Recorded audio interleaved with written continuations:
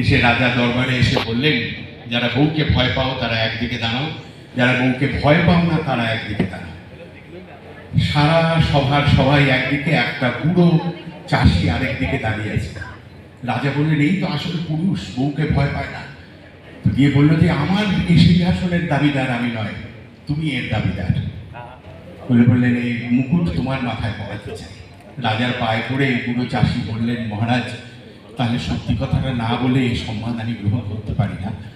আমি যখন বেরোচ্ছি আমার স্ত্রী আমায় বলে দিয়েছে, যদি শুনেছি সবাই যেদিকে যাচ্ছে সেদিকে তুমি গেছো তাহলে আর বাড়ি ফিরবে না।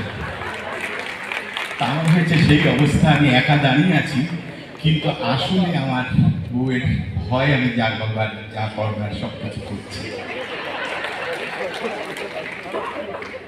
আজকের অনুষ্ঠানটা আমার একটা পারিবারিক অনুষ্ঠান আমি বলতে পারি। গণেশজি আমাদের ইষ্ট দেবতা, যারা গান বাজনা করেন, যারা বাজনা বাজান। তো আমি একটা ছোট্ট কবিতা আপনাদের জন্য পড়ি। আপনারা জানেন মহারাজজি পড়েছেন কবিতা, গণানাম গণপতি গণেশ লম্বোদর সোহে ভুজাচার एकदंत ललाट राजे अति विचित्र गणनाथ आज मृदंग बजावे ব্রহ্মা বিষ্ণু মহেশ। এটা মহারাজজি পড়েছেন। আর রবিশঙ্করজি একটা ভারী চমৎকার কবিতা লিখেছিলেন, সেটা আমি আপনাদের পড়ে আজকের এই শুভ সন্ধ্যা, সুন্দর সন্ধ্যার মাঝপথে আমি এটা পড়ে এটা মাঙ্গলিক হিসেবে পড়তে চাই। ওম গম গম গম শ্রী গণেশ, ওম ব্রহ্মা বিষ্ণু মহেশ, নমো নমো মাতা সরস্বতী, ধাগটা ধাদিতে ধাগটা ধাদিতে ধেনাদিতে রাগতাল সুরলয়, নমো নমো সুর নর মুনি গুণী জন, নমো নমো বাজত মৃদঙ্গ বীণ মৃচঙ্গ নিরত করত ব্রহ্ম তিরুগত রঙ্গ তাতুঙ্গ তাতুঙ্গ তাতুঙ্গ দিগ দিগ তুঙ্গ তাতুঙ্গ তাতুঙ্গ তাতুঙ্গ দিগ দিগ তুঙ্গ তাতুঙ্গ তাতুঙ্গ তাতুঙ্গ ধাম তাতুঙ্গ তাতুঙ্গ ধাম তাতুঙ্গ তাতুঙ্গ তাতুঙ্গ ধা।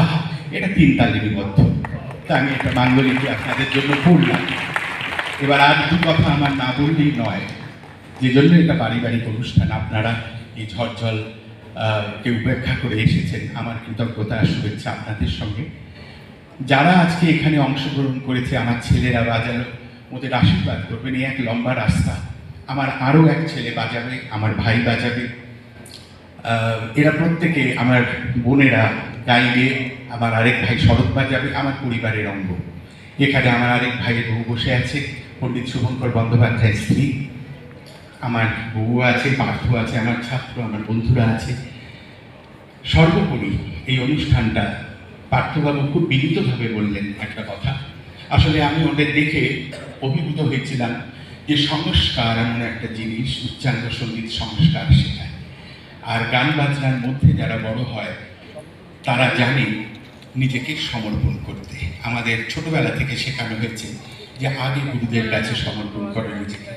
তো সেইটা শিখে আমি বড় হয়েছি। তো পার্থবাবু আর পলাশবাবুকে দেখে আমার মনে হয়েছে ভারী সুন্দর সংস্কার। তো আমি বলবার আগেই উনি আমাকে নিজে থেকে বললেন যে চলুন তো আমরা এরকম একটা গান বাজনা করি। আমার মূল ভাবনাটা ছিল, আমি যেরকম ছোটবেলায় গান বাজনা দেখেছি, এখন শুধু বড় নামকরা শিল্পীকে দিয়ে অনুষ্ঠান হবে। আমি ছোটবেলায় দেখতাম যে আমরা বড়দের কাছে যেতাম, তারা আমাদের হাত ধরতেন, মাথায় হাত দিতেন। আর এই গান বাজনা সহবতের গান বাজনা, তহজিব মৌসিকি। জ্ঞানপ্রকাশ ঘোষ আমাদের বড় গুরুজি বলেছেন, বসতে হবে বড়দের কাছে। সেজন্য আমার একটা ভাবনা ছিল যে ছোটরা বাজাবে, বড়রাও গান বাজনা করবে, ছোটরা গান বাজনা শিখবে তাদের কাছ থেকে। তো সেই ভাবনাটা মাথায় করে কবি, আমার প্রিয় মানুষ, বিনা পয়সায় আমায় থাকতে দিয়েছেন। পার্থবাবু, পলাশবাবু আর দুই প্রিয় ভাই আমায় পয়সা দেননি, কিন্তু কিছু পয়সা দিয়েছেন আমার স্বপ্নকে সাকার করতে। সদয় আমার আরেক প্রিয় ভাই, প্রেরণা মিউজিক সার্কেল থেকে এই সম্পূর্ণ দায়িত্ব নিজের কাঁধে তুলে নিয়েছেন। আরেকজন অ্যাটায়ার তাতিন হোটেল, ওনার সঙ্গে আমার ব্যক্তিগত পরিচয় নেই, কিন্তু আমার কৃতজ্ঞতা রইল। আর সর্বশেষ কৃতজ্ঞতা আমার এই ভাই বন্ধু যারা এখানে এরপরে অনুষ্ঠানে পার্টিসিপেট করবেন। শুভমিকা বন্দ্যোপাধ্যায়। আসলে শুভঙ্কর বন্দ্যোপাধ্যায় বলতে বলতে আমার বুড়ো বয়সে আগে পর্যন্ত আমার জীবন কেটেছে, কারণ আমার বাড়ির পাশেও থাকতে আমার খুব বন্ধু ছিল। আর শুভমিতা আমার প্রিয় বোন, শুভমিতা আজকে গাইবে।